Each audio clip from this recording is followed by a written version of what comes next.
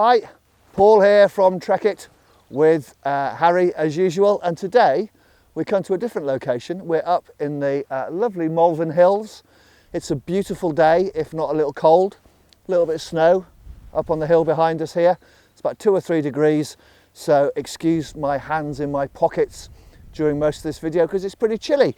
So what have we come to talk to you about today? Well, really it's all about sweaty feet.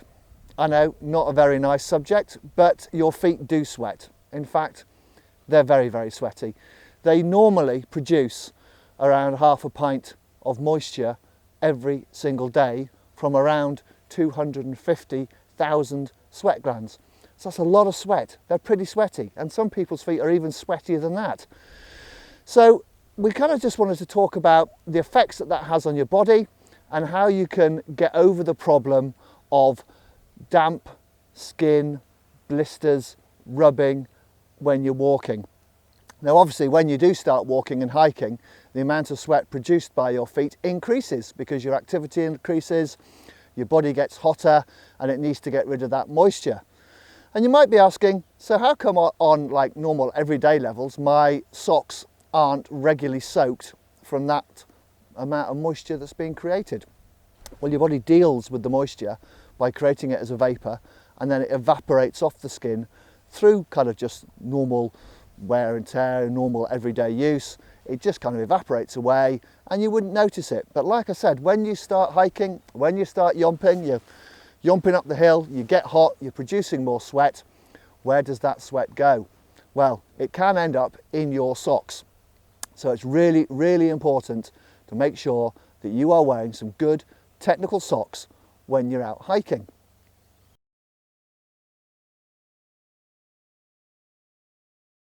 Technical socks, you may be asking, why do I need technical socks? Why can't I just wear my nice, normal, everyday kind of sport socks that I wear down the gym, or my normal kind of dress socks in my boots? You know, I'm not climbing Mount Everest here, I'm yomping around the Malverns. Why do I need a good pair of technical socks? Well, generally speaking, those normal socks, we'll refer to them as normal socks, and I'm not going to do that silly hand action anymore, but your normal socks have a very rich cotton content. And as we know in the outdoor trade, cotton is probably not the best material to be wearing next to the skin because it is very absorbent. It does absorb a lot of moisture, and that moisture will be trapped next to the skin on your feet, causing it to get damp and therefore causing it to get soft, and therefore potentially leading to the dreaded blister. Nobody likes blisters. It can ruin your walk.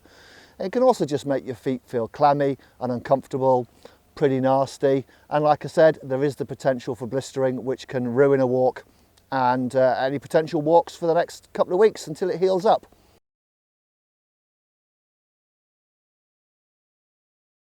So your normal technical socks usually contain quite a lot of merino wool. It's the best fibre used for technical socks because the merino wool deals with the moisture far better than any cotton sock can do.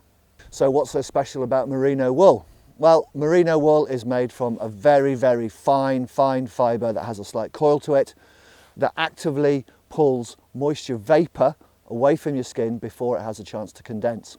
So kind of the sciencey bit is your body gets hot, it starts to regulate that temperature by producing moisture vapour, which then condenses on your skin and evaporates and cools you down. That's part of the evaporative cooling process. Now if we were just all running around naked, which you wouldn't want to do on a day like this, I can tell you, but if we were and our feet weren't absolutely smothered in socks and shoes, it wouldn't be an issue. The body would regulate themselves really nicely. The sweaty feet issue wouldn't be a problem. But it is, you know, we put socks on, we put shoes on, and therefore we kind of stifle that evaporative process.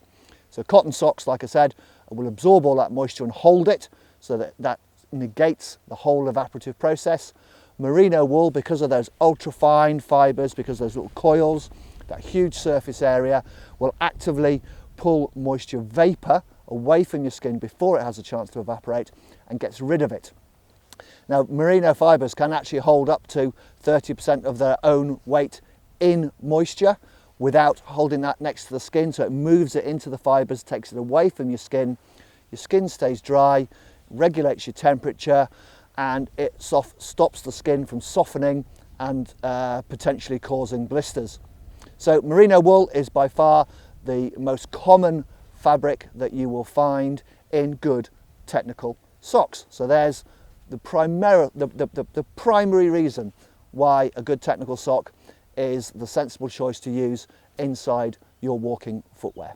Another couple of advantages of merino wool is it has a natural crimp, a little spiral to the fibre, which gives it this springiness, so you get really good cushioning, and you combine that crimping with cushion loops inside the socks, you get great cushioning that lasts for the lifetime of the sock, provided you wash them properly, but we'll talk about that in a minute. And the other advantage is, this is a great advantage if you're on a multi-day trip, is because of the fibre that merino wool is made from. It's a keratin fibre, same kind of stuff as in your hair and your fingernails, because that's basically what it is, isn't it? It's merino wool, merino sheep hair. It has a natural antibacterial element, so it just, the bacteria that causes body odour basically, makes your sweat smell, can't cling on to that keratin, and so the socks won't smell for a number of days. So if you're going on a backpacking trip, you may be going for 2 or 3 days, you need to take less pairs of socks, so you're carrying less weight, and obviously your feet will be a lot more comfortable. As well as all that techie stuff about evaporative cooling and keratin and antibacterial, good technical socks provide support and cushioning. So the support would normally come from an addition of some kind of elastane fibre or lycra to give the socks a bit of close fit around the foot, and the cushioning would come from dense loop stitches, but primarily under the ball of the foot and under the heel, just to give you cushioning from heel strike and push off. And it just makes the socks a lot more comfortable. So it's really, really important that when you're getting your socks, you get the right fit. They don't want to be loose and baggy. The heel cup needs to be around your heel and not halfway up your ankle. The toes don't want to be too tight, too constrictive. On the other hand, they don't want to be too baggy, so you get fabric rucking up around your toes. You want to be looking out for nice flat toe seams across the top of the toes to avoid rubbing and chafing. So you want a really nice, close fit. If you're kind of in between sizes, which I generally am, I'm about an 8.5 to 9, and sometimes I find 9 to 11 socks too big, and sometimes I find those kind of 5 to 8 socks are a better fit. So if you're in between sizes, it's always worth looking at the slightly smaller one to get that snug fit, but not too tight.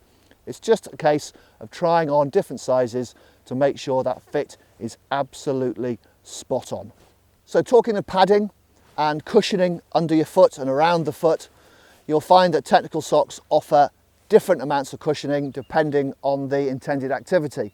So for instance, for summer walking in lightweight, breathable footwear, you don't want a densely padded, heavy hiking sock that's going to just overheat your foot and cause too much bulk inside the boot. And then obviously for winter, if you've got your B2, your B1 mountaineering boots on, you don't want a lightweight summer sock because there's not going to be enough cushioning and support inside that boot where there's a lot going on, a lot of impact and a lot of movement due to the activity that you're doing. So always suit your sock to your activity and to the time of year. Most summer socks are actually unpadded over the top of the foot, so over the arch of the foot, which allows that moisture to escape even more as the temperature rises, and will have a degree, mostly a lighter amount of padding underfoot. And then heavier mountaineering socks will be padded all over, even up the front of the shin and around the Achilles heel, to provide even more padding for those sensitive areas if you're wearing heavier, higher boots. So again, as well as the fit, it's important to get the right sock. Make sure it's suited to your activity and to the climate you're going to be using the socks in.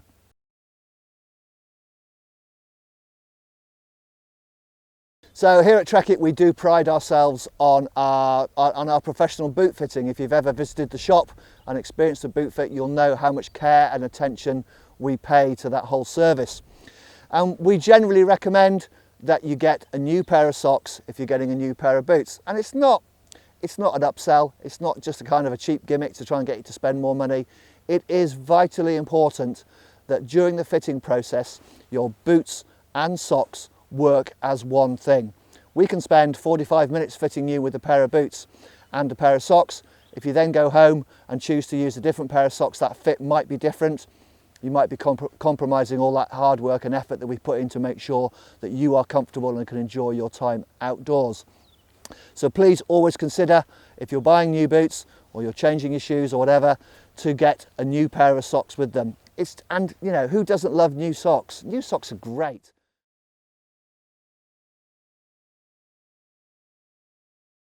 Okay, so just a couple of tips on looking after your socks. Generally speaking, you'll want to just chuck them in with your normal washing, and that's absolutely fine, but I would always recommend that you turn the socks inside out. That way you are allowing all the nasty stuff, you know, the dead skin and the sweat and the toe clippings and the toe jam and any other nasty things that might be floating around in your feet. They get trapped in all those loop stitches on the inside of the sock. They're getting flushed out, and you're rejuvenating the bounce in that loop stitch area of the sock. So turn them inside out. Ideally, don't use fabric conditioners and softeners. It's not the best thing. And if you really want to be uber finickety about looking after your socks, which is worth doing, both Grangers and Nick Wax do specific products for washing wool-based garments. So always worth a look at those as well. I'm sure Harry will put a link up somewhere in the video to those products so you can fill your boots and have a look at those. Fill your boots, get it? Socks, boots, cut.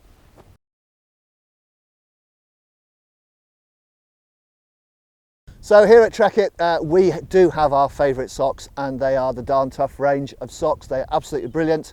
I think if you looked at everybody in the business, if you looked at their feet on any given day, I would probably hazard a guess that 95 to 100% of the staff are wearing Darn Tough socks.